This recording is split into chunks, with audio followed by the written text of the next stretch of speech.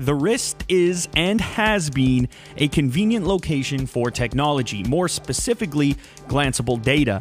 Timekeeping in and of itself was at one time a fairly high-tech endeavor. Today, ambitious parties are aiming to carry forth that tradition, replacing old tech with new stuff and timekeepers with communicators. Going forward, it's obvious the wrist could play a bigger role from both a computing and communication standpoint. Companies are barreling headfirst into this emerging smartwatch category in hopes of capturing both market and mindshare. Samsung's Galaxy Gear is one of the most ambitious approaches thus far. Reviews poured in shortly after its launch, and many declared the Gear DOA, citing a general lack of usefulness. I decided to live with the device over a longer period of time before weighing in with my thoughts. In fact, I've been using both the Galaxy Gear and Galaxy Note 3 since launch. These have been my exclusive devices. This review comes from a more long-term user, a convert, an individual willing to give up his primary mobile device for an extended period in exchange for a new experience. Most of all, I'm a fan of technology, the future, and the devices that will get us there. That being said, a review would be pointless without a healthy dose of skepticism. First off, I'd like to talk about the Gear as a watch. I actually quite like it. It features a robust metallic face, a securely locking clasp, a wonderfully sharp high-contrast display. It seems like the perfect watch, right? Unfortunately, that's where the positive watch-specific attributes end. A key component in watch functionality over time is battery life, of course, and the Gear simply can't match its traditional digital counterparts in this area. That minor drawback, though, comes with good reason. The Gear is hard to define as a watch. It's actually quite a bit more. To be honest, since installing the device on my wrist, checking for time has probably only occupied 10% of my overall usage.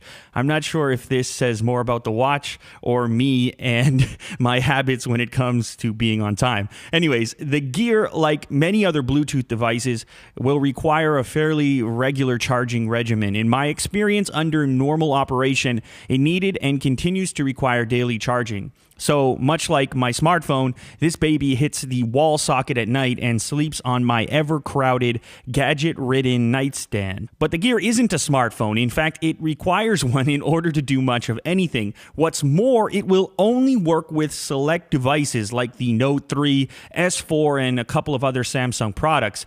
This is probably my largest single criticism. I really wish the Gear was more open, possibly sporting a companion app in the Play Store to access functionality, configuration, etc.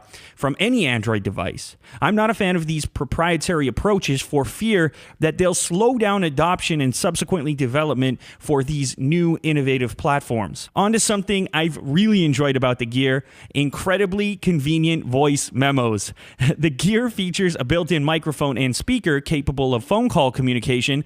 I found much more use for the mic as a memo taker than call taker. The wrist is the perfect location for something like this. I've got the voice memo shortcut right on the Gear's homepage. One tap and I'm into the interface recording my thoughts. The audio is immediately synced to my Note 3 for organization or consumption at a later date.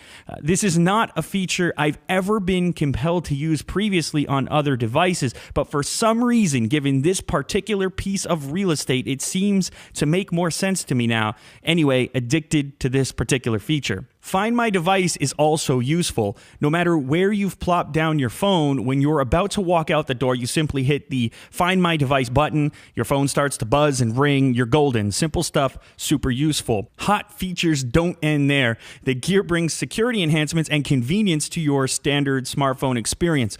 There's nothing I despise more than typing a numerical passcode into a device 100 times a day. The iPhone 5S addresses this issue using their brand new fingerprint scanner, but in my experience, this can still be a nuisance at times.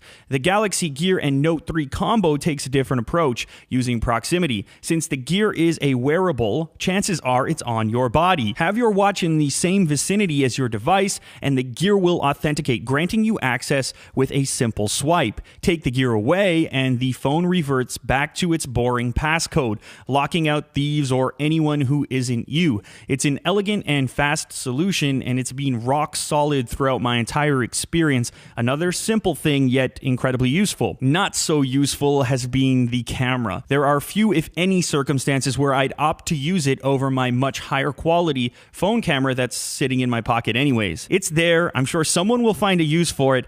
It's definitely not a killer feature from my perspective, though a 12-year-old version of myself would probably think it's cool as hell. I've answered a couple of phone calls on the Gear, seeing as how it's got that built-in mic/speaker combo. It behaves essentially like a speakerphone. It's ideal as a backup when you might not have immediate access to your device, if you've left it upstairs or in a backpack, or it's deep in your pocket and you're driving. That being said, I don't see this feature replacing the call functionality of your handset, as most prefer taking their calls in private. There are a number of apps available, notably some watch face variations and social network integration.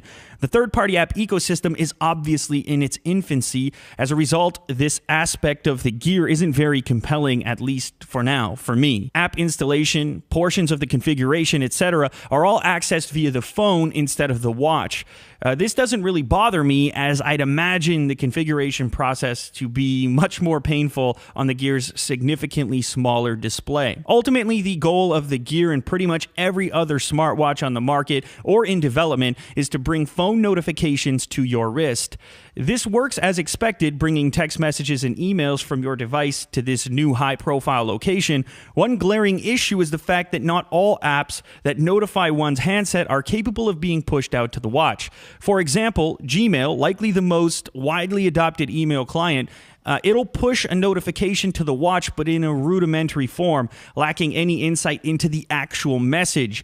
This is hardly the glanceable computing future I'd hoped for, though I'm sure enhancing the wrist-based Gmail experience is likely a priority for both Samsung and Google. I'm anxious for that to get hashed out. Did I mention that the Gear vibrates? This might seem like a minuscule addition to some, but to me, it's a killer. Given my work environment, I've often got my phone on silent or sitting on my desk. Even with the vibration enabled on my main device, I occasionally miss calls. I'm not sure if this happens to others, but for me, sometimes the vibe function on the phone is simply not powerful enough to jar me away from what I'm already doing. Something vibrating on your wrist, by comparison, is impossible to avoid. I've yet to miss a single call while wearing the Gear. The Gear features a basic media controller for content playing on your smartphone, as well as a stripped-down fitness tracker in the form of a pedometer. I'm not hating on either of these functions. I just get a feeling that more could be done here. There is already a sense of it in the Gear-specific app store, though I'd love to see even more development in this particular arena. Like any new platform, adoption will likely dictate the direction.